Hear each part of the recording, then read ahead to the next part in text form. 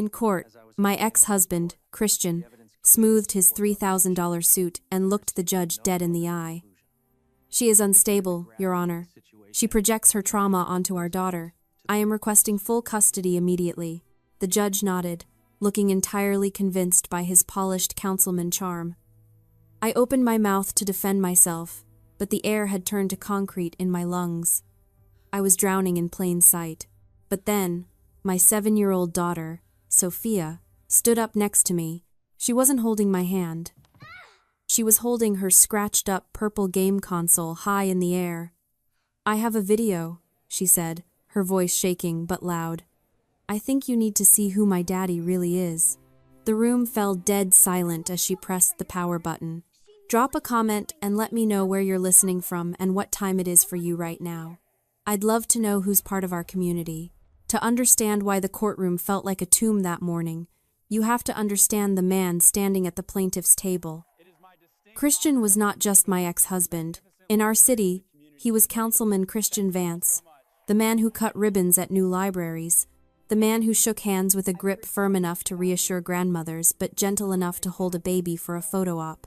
He was the golden boy of Savannah politics, polished to a mirror shine that deflected every accusation I had ever tried to make. Psychologists have a term for what happened in that room. It is called the halo effect. It is a cognitive bias where our brains automatically associate physical attractiveness and social success with moral goodness. We see a $3,000 suit, a perfect jawline, and a confident smile, and our survival instincts tell us, this man is a leader. This man is safe. Christian didn't just benefit from this bias, he weaponized it. He built his entire existence around the mask of sanity. He knew that if he looked the part of the concerned, responsible father, the world would bend its reality to fit his narrative. And I, the quiet transcriptionist, with the tremor in her hands and the dark circles under her eyes, would naturally be cast as the unstable element. I sat there watching him charm the stenographer with a nod, and I felt the familiar nausea of being the only person in a crowded room who smells the gas leak. To the judge, Christian was a pillar of the community fighting to save his daughter. To me, he was the man who had spent 7 years meticulously dismantling my sanity like he was taking apart a watch. There was no shouting in our house. There were no bruises. Christian's violence was cleaner than that. It was the violence of erasure. It was the way he would look at me when I spoke until my voice trailed off, convinced I had said something stupid. It was the way he rewrote our history in real time, correcting my memories until I didn't trust my own mind. He didn't want full custody of Sophia because he loved her. That was the most terrifying part of the equation. Christian viewed fatherhood as a series of inconveniences. He hated the noise she made when she chewed. He loathed her clutter. He despised her neediness. He wanted custody for the same reason a corporation acquires a competitor to liquidate the assets and remove a liability. I was the liability. As long as I had Sophia, as long as I was a mother, I had a voice. I had a tether to the world. Taking her was the final step in his project to make me disappear completely. I watched him lean over to his lawyer, whispering something that made the attorney smile. The halo effect was in full force. The judge wasn't looking at a monster. She was looking at a success story. And I knew, with the cold clarity of a person watching a car crash in slow motion, that my truth didn't matter. The facts didn't matter. In the economy of public perception, Christian's lie was trading at a record high, and my reality was bankrupt. He wasn't just going to win. He was going to be applauded for it. If Christian's world was the spotlight, ours was the shadows. We lived in what Sophia and I called the fortress. It was a converted attic in a drafty Victorian house on the edge of the historic district, far away from the manicured lawns of Christian's gated community. The floors slanted, the radiator hissed like an angry cat, and when it rained, the sound on the roof was deafening. But we loved it because it was the one place on earth Christian refused to visit. He called it a rat's nest. To us, it was a bunker. I spent my days there with heavy noise-canceling headphones clamped over my ears. I work as a medical transcriptionist. For 8 years, I have listened to the voices of oncologists and surgeons dictating the worst news a human being can receive. I type out prognoses. I format tragedies. This job taught me how to listen to the empty spaces in a conversation. I learned to hear the hesitation in a doctor's voice before he says the word terminal. I learned that the truth is rarely in the volume. It is in the static. Sophia was just like me.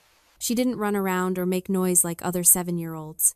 She sat in the corner of the fortress on a beanbag chair, clutching a scratched-up purple handheld game console that I had bought her at a pawn shop for $40. She took that thing everywhere. To the grocery store, to the park, to the bathroom. Christian hated it. He said it made her look checked out. He didn't understand that she wasn't checking out. She was tuning in. She was observing the world from behind a digital shield. In court, when my lawyer nudged me to speak, to object, to scream, I stayed silent. I know what people think when they see a woman freeze in the face of her abuser. They think she is weak. They think she is complicit. But there is a psychological term for what happened to me. It is called learned helplessness. It is the invisible chain that keeps an elephant tied to a small wooden stake. When the elephant is a baby, the rope is too strong to break. She fights and fights, but eventually, she learns that struggling is useless. When she grows up, she becomes powerful enough to snap the stake like a twig, but she never tries. She believes the limit is real. Christian had spent our entire marriage installing that stake in my mind. He taught me that defending myself only made the punishment worse. If I argued, he would drain our joint bank account. If I cried, he would leave for 3 days without telling me where he went. I learned that the only way to survive a predator is to play dead. If you stop moving, sometimes they lose interest. So, in that courtroom, I wasn't being a coward. I was being a possum. I was slowing my heart rate, making myself small, and praying that if I was quiet enough, the monster would eventually move on. But I forgot one variable. I forgot that while I was playing dead, my daughter was watching. I forgot that she hadn't learned the lesson yet. She didn't know about the invisible chain. While I was busy surviving, she was busy recording. The weeks leading up to the final hearing were not a battle. A battle implies two sides fighting with equal footing. This was a siege. Christian didn't just want to win. He wanted to scorch the earth so nothing could ever grow there again. He knew my finances were a house of cards held together by freelance contracts and sheer will, so he decided to blow a gust of wind. It started with an email. It wasn't from him. Christian never left a paper trail of his own cruelty. It was from his shark of a lawyer, a man who charged more per hour than I made in a month. The subject line was innocuous. Proposed educational plan regarding minor child Sophia Vance. Attached was a brochure for St. Jude's Academy for Girls.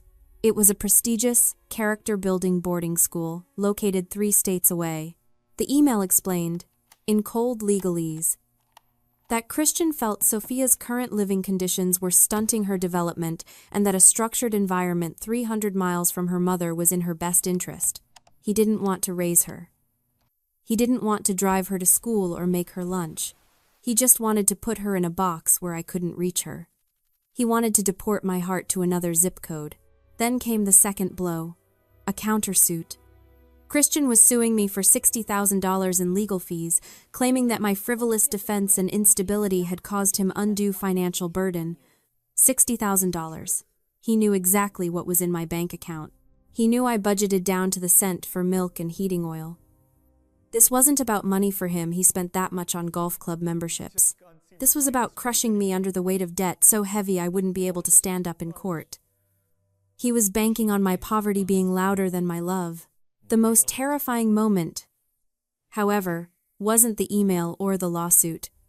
It happened in the hallway of the courthouse. During a recess in the pre-trial motions, I was standing near the water fountain, trying to steady my shaking hands, when I smelled it. Sandalwood and expensive peppermints. The scent of him. He didn't corner me physically. There were too many people around for that. He just leaned in close, pretending to check his watch, casual as a neighbor discussing the weather. His voice was a low, smooth purr that made my skin crawl. "You look tired." "Brianna," he whispered, "why are you doing this to yourself?" We both know how this ends. You can't afford to fight me. You can't even afford that suit.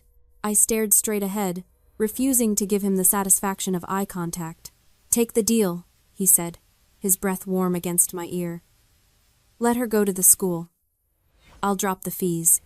You can go back to your attic and your little headphones and pretend none of this happened. If you walk into that courtroom tomorrow, I will bury you. You're already erased, Brianna. You just haven't realized it yet. He pulled back, flashed a charming smile at a passing clerk, and walked away. I stood there, listening to the click of his Italian leather shoes on the marble floor. He thought he had broken me. He thought the fear would make me fold. But he had made a miscalculation. He thought he was speaking to the woman who played possum. He didn't realize that when you corner a mother and threaten her child, she doesn't play dead anymore. She wakes up. The hearing resumed, and the atmosphere in the courtroom had shifted from tension to inevitability. Christian's lawyer was wrapping up his closing argument, painting a picture of a future where Sophia flourished in a structured academic environment, far away from my chaotic influence. He used words like potential, stability, and best interests. Every syllable was a nail in the coffin of my life as a mother. I sat there, gripping the edge of the table until my knuckles turned white. The $60,000 lawsuit was heavy in my mind. But the brochure for St. Jude's Academy was heavier. The image of Sophia in a dormitory 3 states away, waking up from a nightmare with no one to call, filled my mind with white noise. I tried to speak, to object, to say anything. But the learned helplessness was a physical weight on my chest. The possum was playing dead, even as the predator opened its jaws. Judge Harmon looked over her glasses at me. She looked tired. She had seen 1,000 custody battles. And to her, this was just another Tuesday. Miss Vance, she said, using Christian's last name, which stung every time. Do you have any final evidence to present before I make my ruling regarding temporary custody? My lawyer started to stand, probably to ask for a continuance or to plead poverty regarding the legal fees. But before he could speak, there was a sound from the bench behind me. It was the sound of a zipper, loud and harsh in the quiet room. I turned around. Sophia was standing up. She wasn't looking at me. She was looking at Christian. In her hands, she held the purple game console. It was battered. The screen was covered in fingerprints, and the plastic casing was chipped on the corner from where she had dropped it on the sidewalk last month. It looked ridiculous in this room of mahogany wood and leather-bound books. It was a toy, a piece of junk. Christian saw it and let out a short, sharp laugh. It wasn't a nervous laugh. It was a dismissive one. He turned to the judge with a look of long-suffering patience. Your Honor, he said, his voice smooth as silk. This is exactly what I mean. She brings that toy everywhere. She is addicted to it because her mother uses it as a babysitter. Sophia, put that away. Adults are talking. He used his councilman voice. The voice that made people sit down and shut up. The voice that had silenced me for a decade. Sophia didn't sit down. She didn't flinch. She walked past me, past the plaintiff's table where Christian stood in his $3,000 suit. She walked right up to the bailiff. She was so small that her head barely cleared the railing. I need to plug this in, she said. Her voice was small, but it didn't shake. It has an audio jack. Like for headphones. The bailiff looked at the judge, confused. Christian sighed. A theatrical exhale meant to show everyone how exhausting it was to deal with an undisciplined child. Your Honor, please, Christian said. She's just playing a game. This is a waste of the court's time. Judge Harmon looked at Christian, then down at Sophia. Maybe she saw something in Sophia's face, the same dark circles I had, the same set of the jaw. Or maybe she was just tired of Christian's polished perfection. Let her plug it in, the judge said. The bailiff took the device. He found an auxiliary cable connected to the court's AV system and plugged it into the headphone jack of the purple console. The speakers around the room popped with a burst of static. Sophia stood on her tiptoes and pressed the play button on the side of the device. For 3 seconds, there was only the sound of static and the ambient noise of a room. Christian checked his watch, shaking his head. He was already planning his victory dinner. He thought he had won. He didn't know that the static was the sound of his world ending. The screen on the wall flickered to life. It wasn't a video game. It was a video recording, shaky and slightly grainy, taken from a low angle, as if the camera were hidden on a shelf or under a bed. The image stabilized. It was Christian. But he wasn't in court. He was in his master bathroom, standing in front of the mirror. He was wearing the same suit he wore today, but his tie was undone. "She's unstable, Your Honor," Christian said to his reflection. He paused, frowned, and shook his head. "No, too aggressive. Soften it. Make them feel sorry for you." He took a deep breath, adjusted his posture, and tried again. His face transformed. His eyes drooped slightly. His shoulders slumped, the perfect picture of a weary, concerned father. "She is unstable, Your Honor," he said again, his voice cracking perfectly on the word unstable. "She projects her own trauma onto our daughter. I just want to protect Sophia." He stared at himself in the mirror for a beat, then broke into a wide, self-satisfied grin. Nailed it. The courtroom was frozen. I could feel the oxygen leaving the room. Christian, the real Christian sitting 10 feet away from me, had gone pale. His mouth was open, but no sound came out. On the screen, Christian's phone rang. He answered it on speaker, setting it on the marble counter while he fixed his tie. "Hey, did you get the email about the boarding school?" It was his lawyer's voice, the same lawyer currently sitting next to him, looking like he wanted to dissolve into the floor. "Yeah, I got it," Christian said on the video, laughing. "Street Jude's. Sounds miserable. Perfect. Are you sure about this, Christian?" the lawyer asked. "Sending her 3 states away? The judge might think that's extreme. You're asking for full custody just to ship her off?" Christian leaned into the mirror, inspecting his teeth. The camera caught the cold, dead look in his eyes, the look I knew so well, the one he hid from everyone else. "I don't care about the kid, Mike," he said.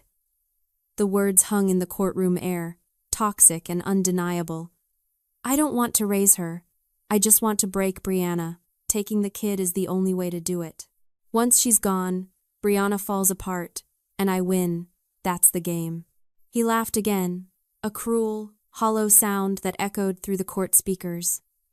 "Besides, a boarding school means I don't have to deal with her little toys or her staring. Win-win." The video ended. The screen went black. For a moment, the only sound in the room was the hum of the ventilation system. The silence was absolute. It was the sound of a carefully constructed reality shattering into a million pieces. The halo effect didn't just fade, it evaporated. The mask didn't slip, it disintegrated. Christian stood up, his chair scraping loudly against the floor.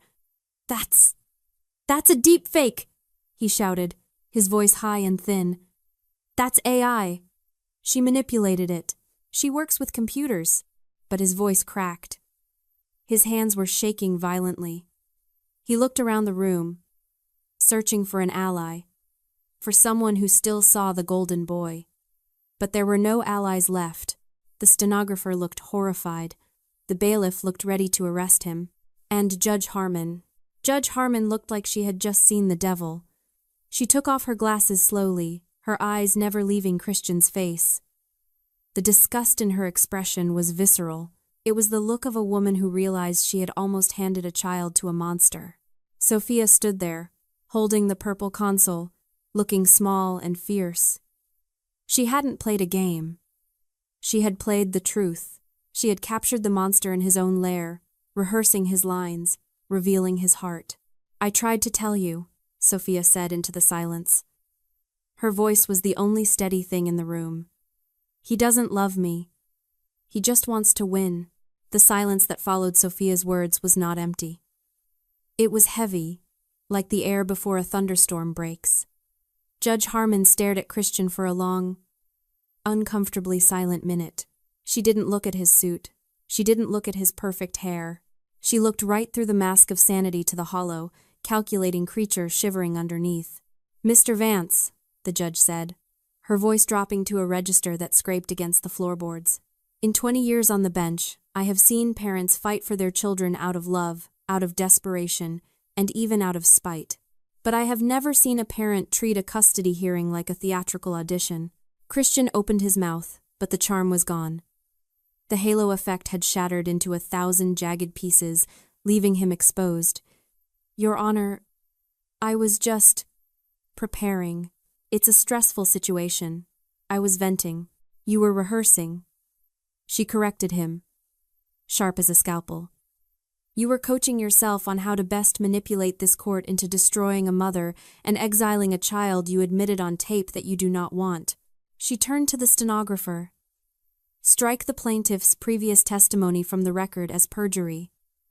And let the record show that based on the video evidence presented by the minor child, this court finds Mr. Vance's petition for full custody to be not only meritless but malicious. She looked back at Christian. I am stripping you of all custody rights, effective immediately. I am also referring this recording to the district attorney's office for review regarding potential fraud and perjury charges. And, Mr. Vance?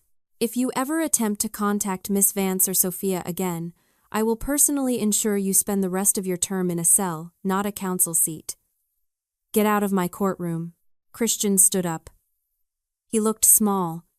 The expensive suit suddenly looked like a costume that didn't fit. He didn't look at me. He didn't look at Sophia. He grabbed his briefcase and walked out, the click of his heels no longer sounding like authority, but like a retreat. I let out a breath I felt like I had been holding for 7 years. My lawyer squeezed my arm, beaming, but I couldn't smile. Not yet. I just reached down and took Sophia's hand. Let's go, I whispered. We walked out of the courthouse and into the Savannah afternoon. It was pouring rain. The sky was a bruised purple, and the streets were slick and gray.